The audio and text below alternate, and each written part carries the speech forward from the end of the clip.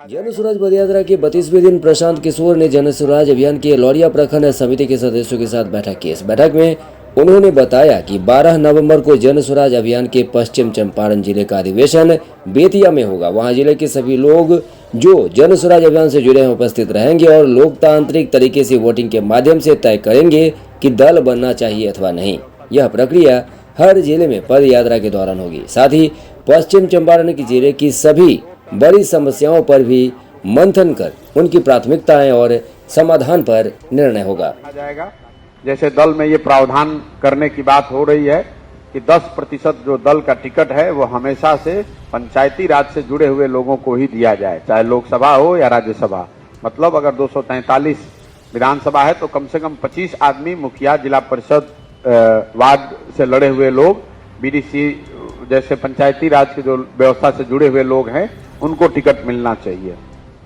कुछ लोगों का ये भी सुझाव है कि 2 टर्म से ज्यादा इस दल में हम लोग को लिख देना चाहिए कि 2 टर्म से ज्यादा लगातार किसी को मौका नहीं मिलेगा। पंचायत में 4 या 5 महत्वपूर्ण विषय कौन है जो लोगों ने बताए हैं, जिसको प्राथमिकता के आधार पर आज नहीं तो कल जब मौका मिले तो करना चाहिए। लेकिन उन सारे विषयों में से जिले के स्तर पर जो 5-7 सबसे महत्वपूर्ण मुद्दे हैं, जो जन स्वराज का मुद्दा होना चाहिए, सामाजिक राजनीतिक तौर पर जिस मुद्दे को उठाया जाना चाहिए या जिसके लिए आंदोलन होना चाहिए, जिसके लिए प्रयास होना चाहिए, उन मुद्दों को भी आपके सामने रखा जाएगा।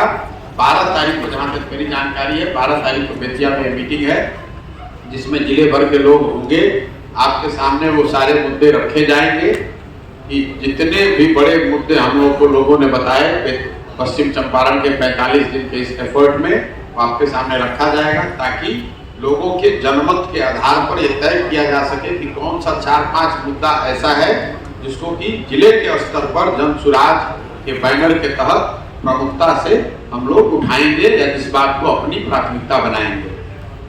2-3 और सुझाव जो अभी तक आया है, क्योंकि मैं प्रखंड की मीटिंग करता हुआ आ रहा हूँ, कुछ लोगों ने ये कहा कि प्रखंड की समिति की संख्या का कोई मतलब फिक्स होना चाहिए कि 90 है कि 100 है कि 150 है। उसको एक मोटे तौर पर मान के चल रहे हैं हम लोग। 100 का नंबर अभी तक लोग बता रहे हैं, क्योंकि एक प्रखंड में 15 से 17 पंचायत, 18 पंचायत है। हर पंचायत से 4-4, 5-5 भी अगर लोग निकलते हैं तो 90 के आसपास का नंबर बनता है। तो एक सहमति बनी है कि एक प्रखंड से मोटे तौर पर 100 लोगों को ही संस्थापक सदस्य के तौर पर लिया जाए। एक और जो सहमति लोगों ने बनाई है अभी तक, वो आपके विचार के लिए भी है कि जो लोग संस्थापक सदस्य हैं, जिनको वोट का अधिकार है कि इस दल का नेता कौन होगा, इस दल में टिकट कैसे बटेगा, इन विषयों पर जिनको वोट का अधिकार है, अगर संस्थापक सदस्य आप एक बार बन गए, उसके बाद अगर कोई ज्वाइन करता है या करना चाहता है, उसका क्या किया जाएगा,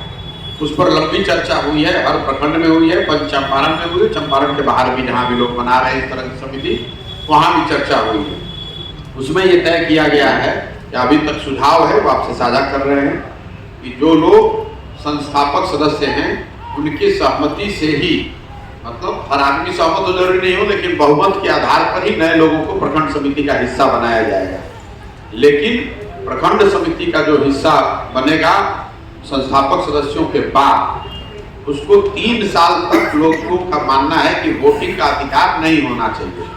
ऐसा इसलिए कि ज्यादातर लोगों का अनुभव ये रहा है जब कोई भी इस तरह का प्रयास होता है, दल बनता है, अभियान चलता है, आंदोलन होता है,